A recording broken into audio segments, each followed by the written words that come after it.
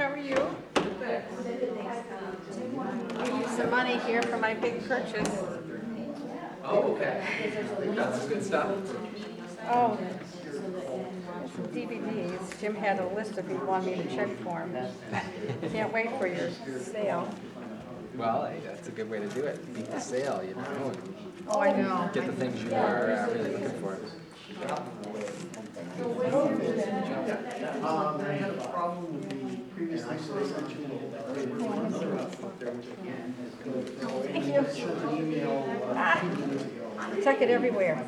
I finance it. I'm the same way. Usually I find it in the dryer. Well, I do too. It's amazing. It's like a gift, right? Yeah, exactly. Yeah. Well, then we fight over whose it is. Oh, exactly. I usually win. I don't know about you. Yeah. Thank you. Sure. For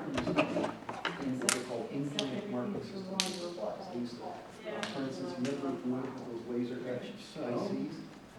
They were working that system when I was there to do that sort of thing. Now, They made the red. I see those volume going up. Tape transfer. Oh, yeah. That means, Terry, can you hear me? Hey. Tape with ink on it, dry ink, and thermal printhead and come down. And then I worked on inkjet print for them. But Was it they went Christopher's back, I met plenty of people. I said it, Jim said it was. Okay. Yeah, I think it was very. It was a family business. Yes. Family Yeah. business. It used to be generation. Hi, everyone. We're going to go ahead and get started. Thank you for coming out this evening. My name is Matt Bowes. I'm the assistant director here at the library. Before we get to tonight's program, I do want to mention some other events coming up soon at the library. Next week, we actually have a New Hampshire Humanities Council event. It's called Treasure of the Isle of Shoals, and we will have a gentleman here talking about how all the new archaeological finds that they're discovering are changing our understanding of New Hampshire history. So it should be a really interesting program, and that's next week, Thursday night at 6:30. We have several other programs coming up this month, and there's a bookmark of all those on the table back there. So please pick up one of those on your way out tonight. Hopefully we'll see you back here again soon, okay? And we're very fortunate tonight to have with us local author, singer-songwriter, and magazine editor, Tim Goyette. Tonight he'll be talking about his first full-length book, Lockdown, and he'll also be showing us a video of his flash fiction and also playing some songs for us. So apparently there's nothing Tim can't do. We're thrilled to have him here. It's wonderful to support local authors, and so we just want to thank you, Tim, for sharing your time and talents with everyone here at Hooksett, and other places as well. So, okay, I'll turn things over to you. Well, thank you. I'm going to, no. Sorry, just a second. You see the green dot up there? The green dot, it's not recording. Hi, folks, come on in. We're just getting started, so feel free to. I'm Matt. All right. Now we can actually. I'm glad you made it.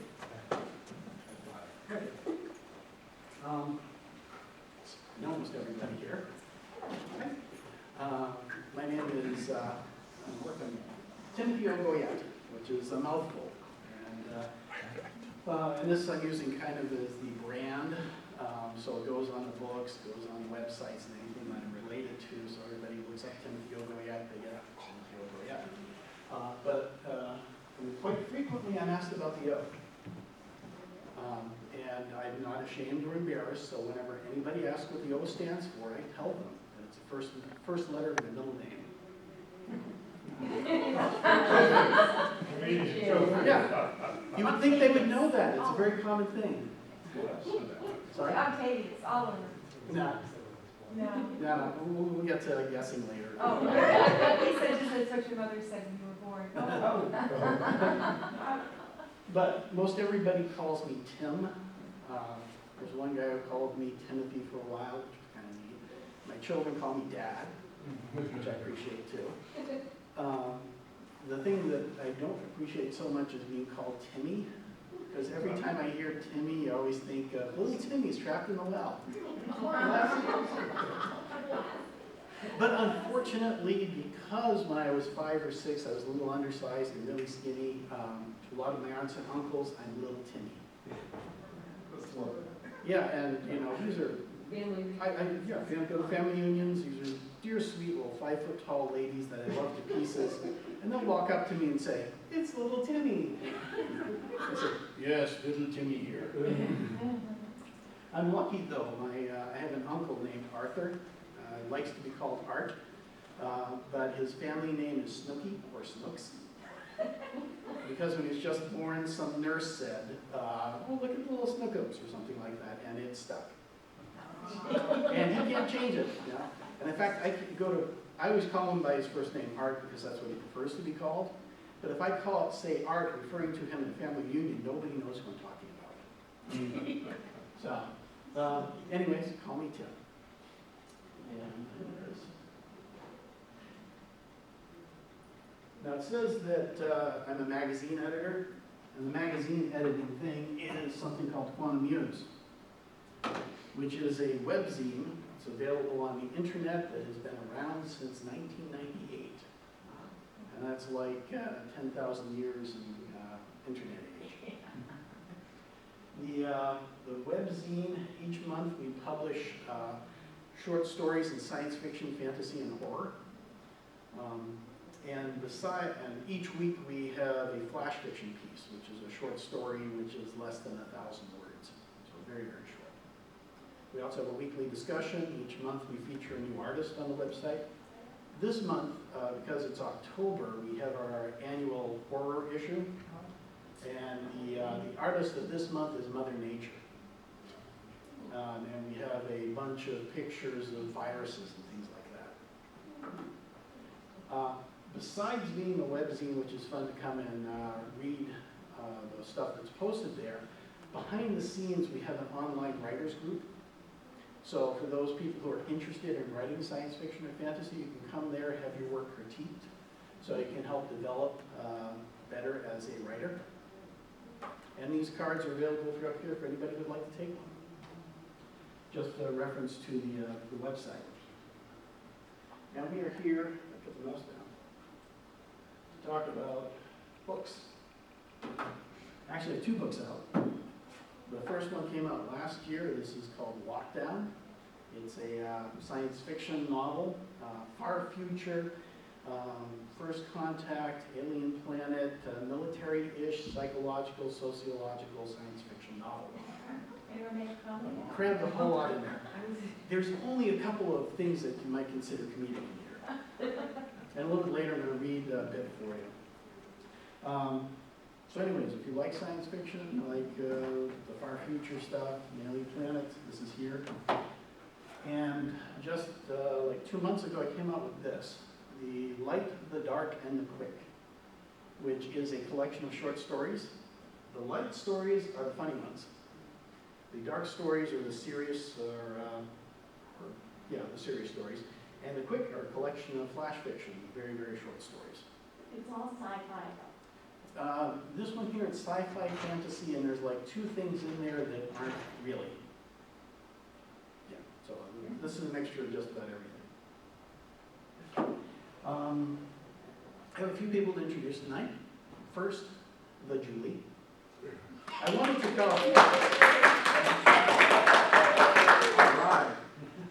call her the Amazing Julie, but she found that would be too embarrassing for her.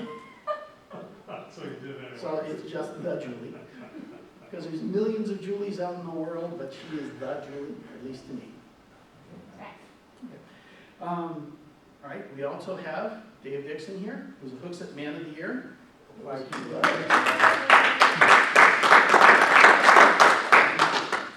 There's a person who couldn't make it tonight who I was hoping would be here, and her name is Jean Cabellos. She started off as a NASA scientist, really a rocket scientist. She went from there to publishing. She was working for like dog books or something like that. She opened up an imprint for them for science fiction and fantasy, and she won a World Fantasy Award.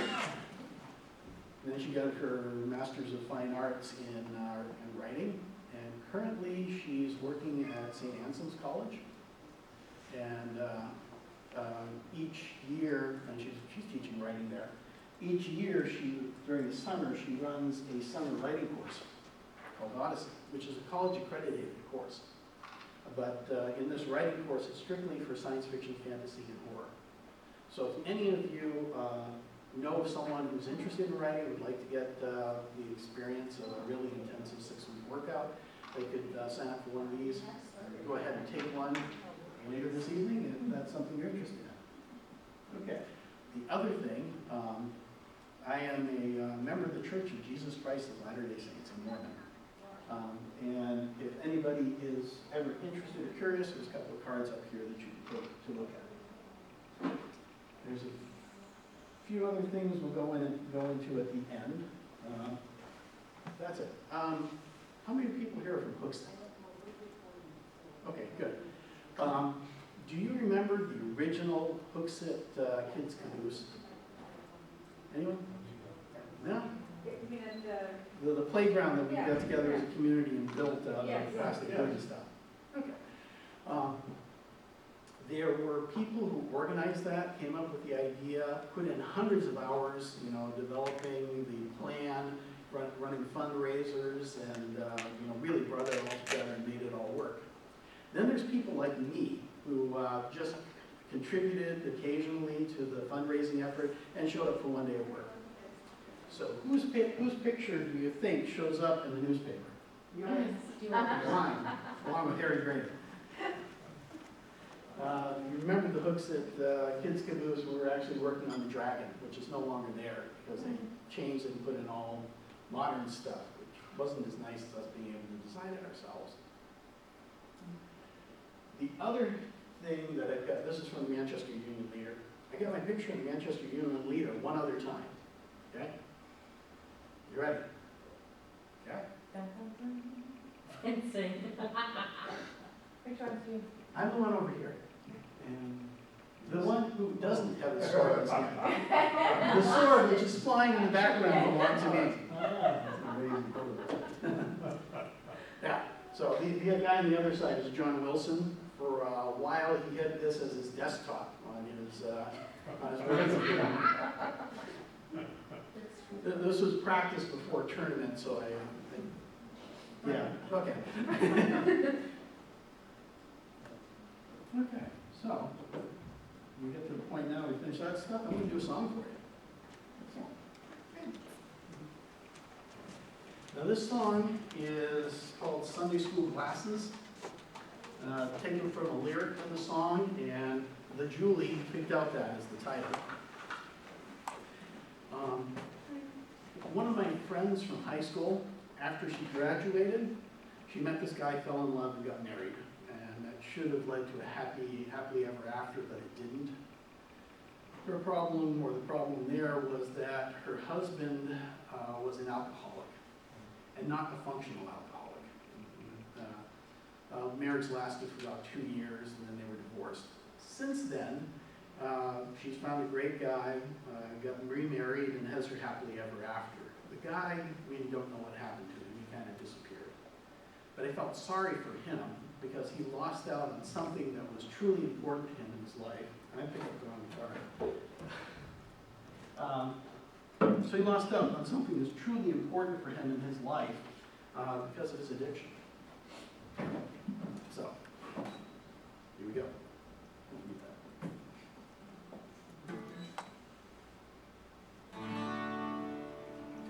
She walks on the path down the cherry tree lane. She turns her head to the sky. It wasn't so long ago you were the same as you gracefully led her away. Would you sit and you watch with your Sunday school glasses, you faithfully on her birthday? Tomorrow you'll reach her, you tell yourself slowly, tonight you just let her away. As you pick up another to help you get by, you see yourself swimming away. But the water's so cold that it numbs all feelings as it gratefully brings up your soul. But you sit and you wait for tomorrow. You know there's a place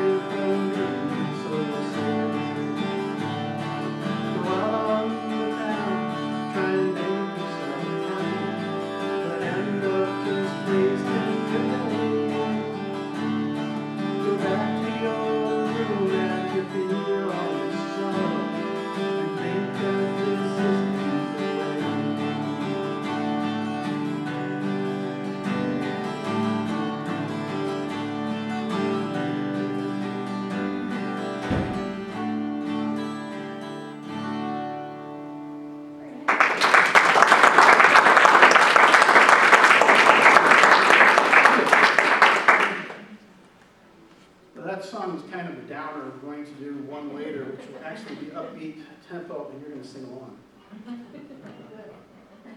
Okay. Next.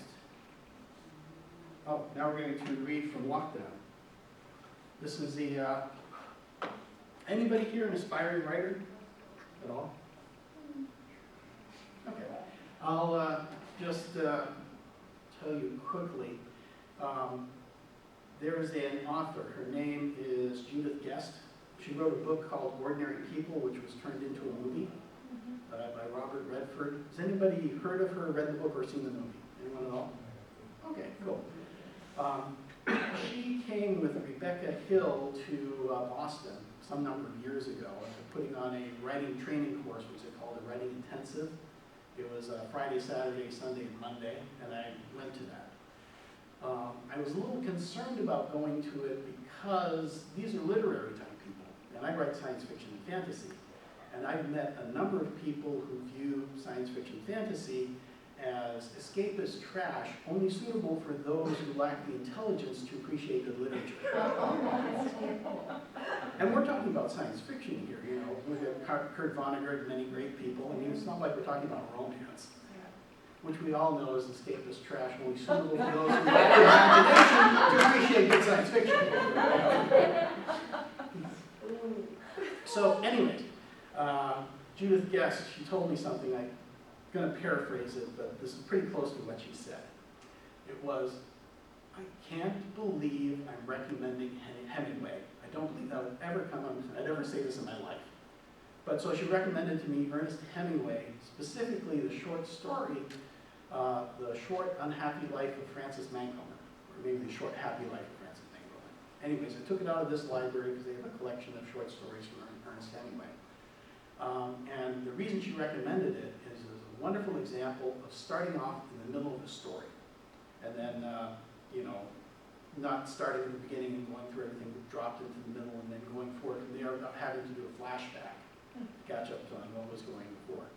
And it's kind of like unpeeling an onion. You know, there's a guy who's, there's a celebration for him.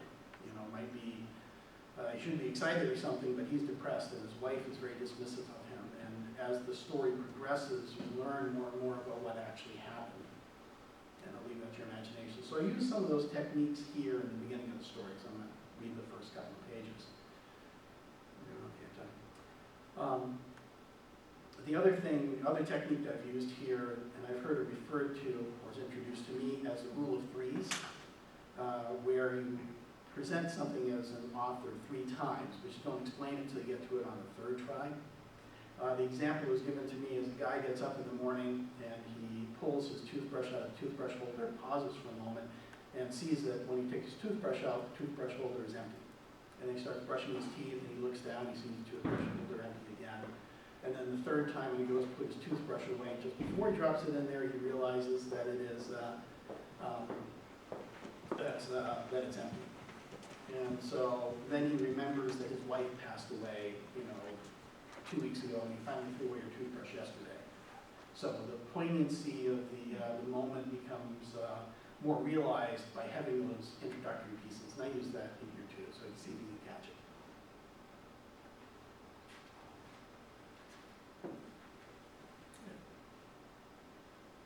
You said we should only do about 45 minutes, right?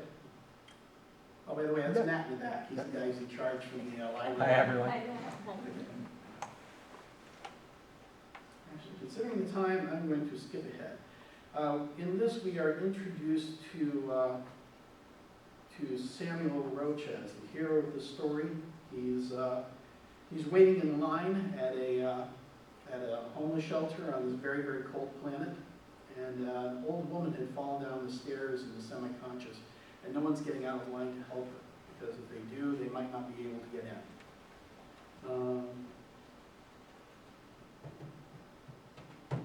Okay, so he runs down and gets her. Eventually, he waits a little while before he does. He almost gets inside. Middle-aged man grabbed his shoulder. Hey, buddy, back of the line. Samuel faced the curtain, stared him in the eyes. The man didn't look at Samuel's burden, just signaled to the back of the line and stopped. A man next to him, face wrinkled as much by age as weather, squinted at Samuel. Raising his voice so all could hear, he said, "What if she were your mother?" He pulled away with a jerk. As he turned, the wrinkled man stepped out of line. His deep blue eyes locked on Samuel's face. The man's jaw went slack, and his brow wrinkled up even more. Samuel felt those eyes drill into his back as he continued up the line. The attendant stepped out from behind the desk. "Please be calm, processing as fast as we can." Her demeanor changed when she saw Samuel's burden. She let out a tired sigh and called for an attendant. A man, overly large and underly kept, came with a wheelchair. Samuel helped them place the limp body in. Water from the melting snow and ice dripped from her hair, shoulders, and arms. As Samuel set her in the chair, her eyes opened. They locked on his for a second. Her arm rose slightly, trembling, and her mouth moved as if speaking, but no sound came out. It lasted only a few seconds, and she went limp, unconscious again. "Do you know her?" the attendant asked. He shook his head. "Take her to the back and call Dr. Hood," she instructed the overly large man. Samuel turned, heading for the door, as he had made too much of a scene. Pulling his jacket tighter, he prepared for the frozen blast that awaited him. If he hurried, he might be able to get to Domicile 7 across town. The roughness of the area kept all except the desperate away. The problem being, on a really cold night, desperation ran in everyone. If he couldn't find a place, he would be relegated to the doorways and alleys that might offer some limited shelter. Ahead of him, the wrinkled man stood out of line and pointed at him. Samuel thought he would have remembered those blue eyes. Quickly searching his memory, he couldn't place them. A woman's voice snapped him from his thoughts. "Don't go away, mister. You've earned your stay. Come back and we'll get you a set-up." Samuel scanned the line as he turned. Steely eyes, harsh eyes stared back at him. Retribution for line jumping usually came after lights went out. Besides, they'd all seen his face, looked into his eyes. He had to go. "That's all right, miss. I'll manage." We try not to turn anyone away on a night like tonight, but we only have so much space. One good turn deserves another. She flashed a smile. It had been years since he had seen Keith that white. The smile brought her soft, smooth face to life. Murmuring grew from the line.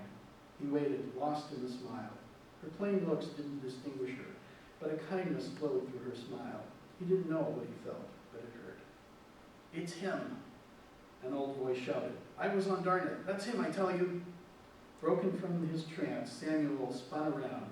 The wrinkled man spoke. Samuel marched quickly towards the door. He wanted to be invisible, to have the world melt and be alone. But the voice grew louder, and the murmuring. "Wait, come back." The woman had run to his side. She held his arms as he reached the door and stared into her eyes. Her eyes were soft, brown, and glistening with concern. They were not made up, no goop or colors, simple, plain, and honest. He heard his name pronounced by the weathered man. It spread quickly until it reached the attendant. "Samuel Roches?" She rolled the words around in her mouth as if she'd bitten into an apple and found it rotten. She looked up at him again. He looked away. As she let go of his arm, he pushed for the door. On the steps, he took a second look back. She stood just outside the door, looking through him with a blank stare. The wind must have cut mercilessly through her tight clothing, her light clothing. Several men burst from the building behind her. Samuel leapt down the last 3 stairs and hit the pavement running. The sound of the men yelling and crunching of ice beneath their pounding feet grew behind him. So, in this case, Samuel did a nice thing, and he's getting penalized for it, which is what got him into trouble in the first place. Okay. So that's a serious science fiction story, and there's some depressing things that happen there, and like a couple points of humor. To kind of bring us back to the lighter mood, we're going to watch a video. This is a video that was shot in my house a couple of days ago.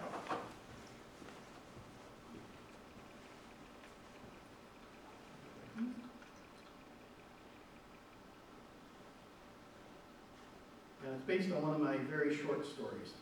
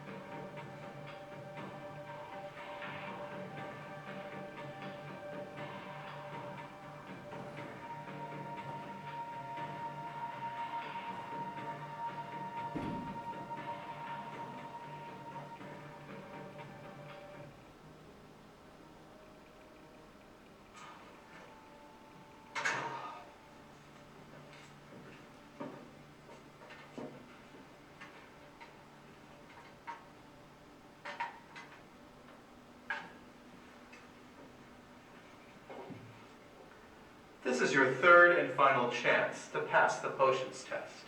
If you fail this time, you won't be considered worthy to become a witch.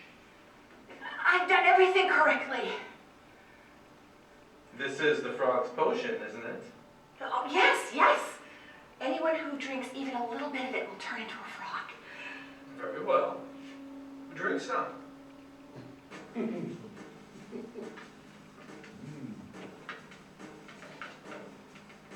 Drink some?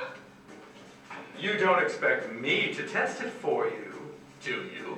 Oh, no, no, no, no.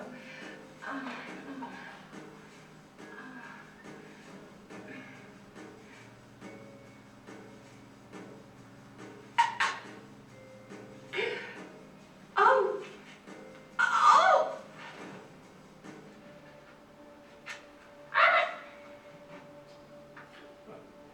Witches don't do what they're told, you silly woman. You failed the test.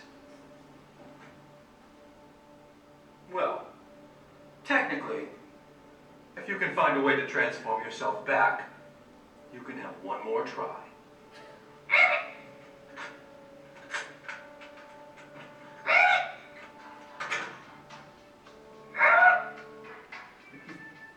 All right.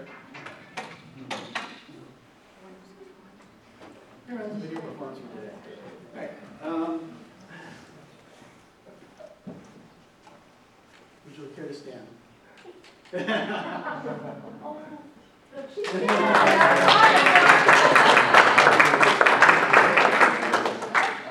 she's a witch. No, now she's a frog. A lot of finagling trying to get somebody to help me to get turned back into a human. Yeah, glad you made it. This is Monica Charpentier. She actually, Julie was going to end up doing this because I couldn't find an actress who was available. And the day we was going to be doing it, she came in for a massage. Leads to another. Okay. Now, short stories. All right. I'm going to read two things to you. These are on the lighter side. The first 4 stories in here are about 2 college girls going to school at Boston College. I don't know enough about Boston College, so I aren't very many details about campus. But these are all fantasy science fiction with a humorous bend. And I take, anyone here familiar with Stargate, the television series? Yeah, where they had a lot of humor between characters, even though the stories were serious, and I was trying to follow that. In this case, Sasha and Katina. Sasha has been, there's a girl in campus who's been dressing as her, dyed her hair to look like her, getting in between all of her friends, and now people are ignoring Sasha to the point that many people don't seem to be able to see her except her best friend, Katrina. And so Sasha took advantage of this invisibility to follow the person she refers to as a clone, the person who had been assuming her identity. And followed her, and we pick up where she meets with a friend. She's just following the girl across campus. That day, she trailed the clone from class to class. No one looked at her all day. It was all rather boring. She wondered how cops managed the stakeout. Then, in the early evening, just before sunset, it happened. It started just as dry and boring as everything else. Hey, a female voice called. The clone swung around, almost striking Sasha with her elbow. Hey, she called back. A petite girl in a loose black dress came up and gave the clone a quick hug. They started walking together. We missed you at last month's TV meeting. Yeah, sorry. I've been tied up working on my final project. The newcomer perked up. Really? I haven't decided what lesson I'm going to do. I was thinking 12 or 18. What are you doing? Lesson 88. The clone said, deadpan. The newcomer froze in her tracks. After another step, the clone stopped and looked back, raising her eyebrows. That's super advanced, the newcomer said tentatively. I wanted to stretch myself. The girls resumed walking. Sasha pulled up beside the newcomer to catch every word. The girls continued talking in hushed tones. Who's the victim? The newcomer asked. Oh, just someone who thinks she's special. I hate people like that. Indeed, the clone intoned. How's it going? Very well, except for her best friend. The bond is strong, hard to break, but it's coming along. Well, this is me, the newcomer said, pointing to a building. Kickboxing in the basement. You should come join us sometime. Maybe, the clone responded. They gave a brief wave and parted. Once the clone was gone for the night, Sasha went back to her room and searched the internet. Katrina was asleep. Sasha started with DV lesson 88, but didn't find anything. After hours of searching, she was about to give up when she saw something in the corner of the search screen. She blinked several times to verify it was actually there. It was lesson 1, DV lesson 1, in just a slightly dimmer shade of white than the page. It wasn't in the search results, but in the corner. Clicking on it brought up a black screen. There was nothing in the web address at the top of the page and nothing to click on. Nothing happened when she tried clicking randomly over the page. Neither did typing every key on the keyboard. She went back to search and tried another lesson numbers. Each came up the same. She noted that other words appeared in that space just before the lesson number. When she typed DV lesson 88, it did just the same as the others. Try as she might, the words flashed too fast for her to make them out. Sasha awoke with a start, pulling her head up from her desk, Katrina's hand on her shoulder. That doesn't count as pulling an all-nighter, you know, Katrina said. Sasha rubbed her eyes. It wouldn't have been a waste of an all-nighter as I didn't find anything. Nothing? Katrina pointed to the screen. It looks like you found the great black screen. Pressing the back button on her browser, she pointed to the lower right corner of the now white screen. DV lesson 88, Katrina read out loud. What's that mean? I don't know, but it has something to do with what's happening to me. Now watch it closely during the refresh. Did you see it? She said once the screen refreshed. What am I looking for exactly? Sasha pointed to the suspect words. There is something else that pops up in this space just before these words, but I haven't been able to catch it. She refreshed again. Yeah, I see, said Katrina. She then ran to her dresser and pulled out her camera. What? Sasha asked. Oh, come now. We record the screen refresh and play it back frame by frame. Sasha perked up. That's brilliant. Not really. I use the same technique to capture some great shots of Patrick Dempsey. Sasha raised her eyebrows. I was just 15, give me a break. Reviewing the frames, they saw the words, digital voodoo. Sasha crossed her arms. Voodoo? Really, voodoo? This is 21st century Boston. How do we get voodoo here? Salem witches, Katrina responded. They looked at each other for a few seconds and shrugged. Okay, but how do we fight it? Sasha asked. When I click on it, nothing happens. I've been at it most of the night. There's this shop in the back alley in Newburyport called Granny's. I think I saw some voodoo stuff there. Sasha squinted. When did you go there? Last month when you were sick. Oh, so while I lay there on death's doorstep, you were off having fun. Pretty much, except for having fun. Jenny wanted to try a raw vegan restaurant in one of those old mill buildings converted to a mini mall. I tried a bit, but ended up eating from the convenience store from across the hall. Raw vegan? Don't ask me. It's sushi for PETA, I guess.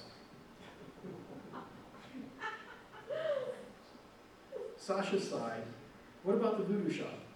It's not a voodoo shop per se, more of a macabre knick-knack hovel.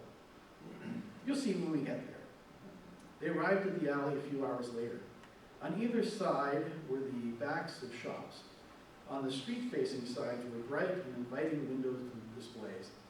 On this side, there were plain concrete or brick. A couple of aged trees grew in the middle of the path, shading the area and adding to the general gloom of the place. Okay, Shasta said, this is kind of creepy. Well, they're not going to put a voodoo shop in Harvard Square now, are they? A macabre knick-knack hovel, Sasha corrected. Katrina led the way to a set of stone stairs that led down below ground level. At the bottom,